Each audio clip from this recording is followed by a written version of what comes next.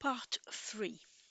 What's the difference between the Kazakh and the Khazar? So one word ends with a K, like kilogram, and the other word ends with an R, like Romeo.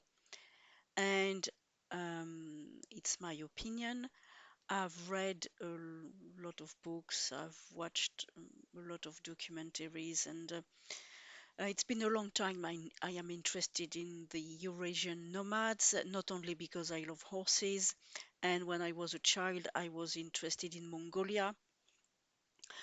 I'm interested in other continents and cultures, ancient Egypt, the Celts as well, because it's my ancestry mainly.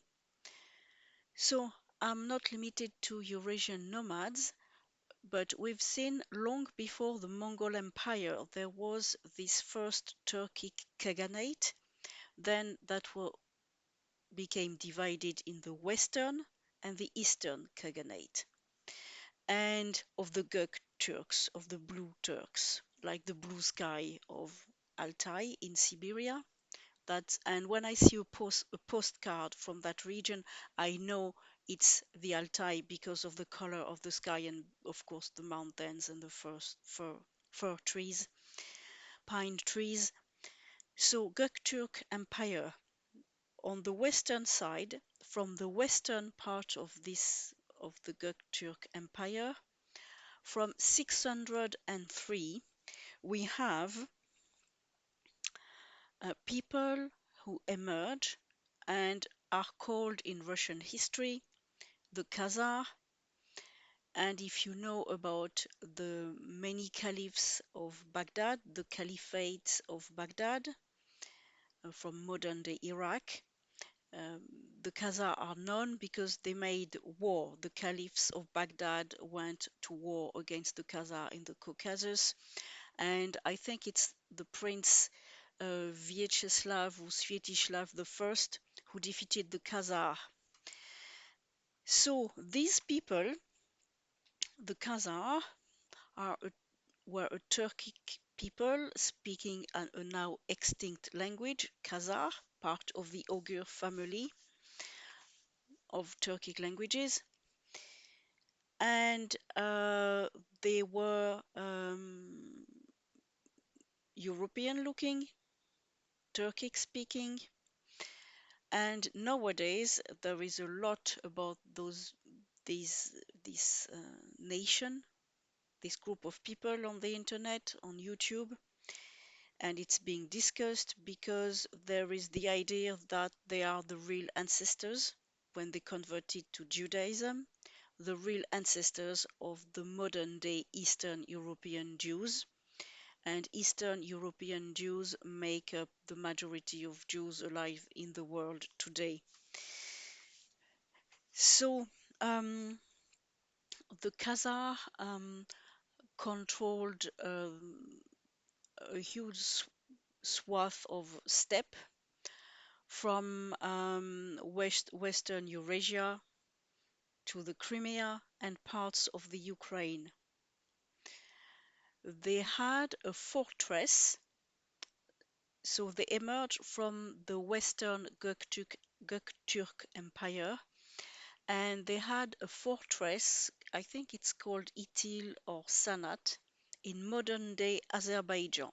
And in Azerbaijan, the Azeri are also a Turkic people. There are other minorities as well. And I want to remind you that in Eurasia, in Central Asia, the Persians were there as well. There was the Sassanid Empire. They controlled parts of modern day Afghanistan.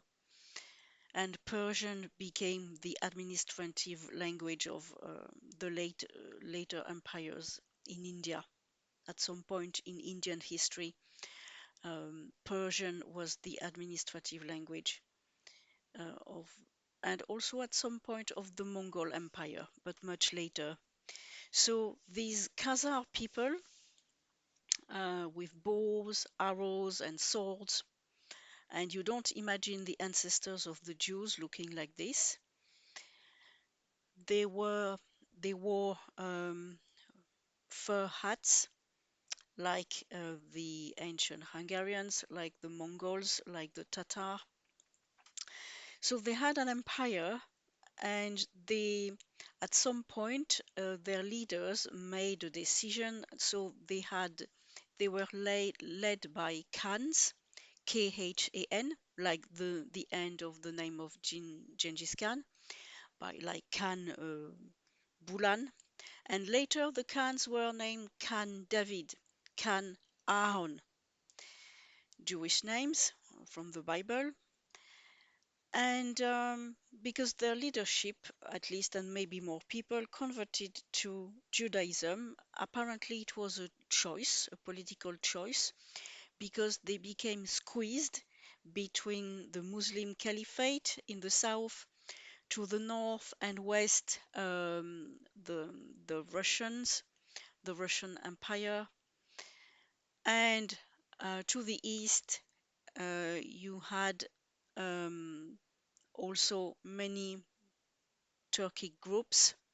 So at some point, to avoid assimilation and have a special identity, so to speak, and this is a theory that is more and more accepted, they converted to Judaism. There were also Christians, Muslims, and Buddhists and pagans among this group of people. And so the Khazar controlled some parts of the modern day Crimea and south of the Ukraine, and their empire collapsed. And these people, and I think the moves to the east of um, Turkic tribes and maybe the Mongols, I'm not that sure about that. Their empire was dislocated, and they ended up in Eastern Europe. You have a book talking about the Khazar, and I'm not talking about the people, the ancestor of the Kazakh with a K. I'm not talking about Kazakhstan, because the um, people of Kazakhstan nowadays are mainly descended of the Mongol armies of Genghis Khan, or many clans serving Genghis Khan, and they had Tengrism as their religion. They're a Turkic people, but they look Asian with slanted eyes, and at some point they became Muslim. So they are not there is a relationship as Turkic peoples in a very large meaning of the word, but the Kazakh people look Asian and the Khazar people looked European. So they got off their horses and they became known as the um, Ashkenaz Jews.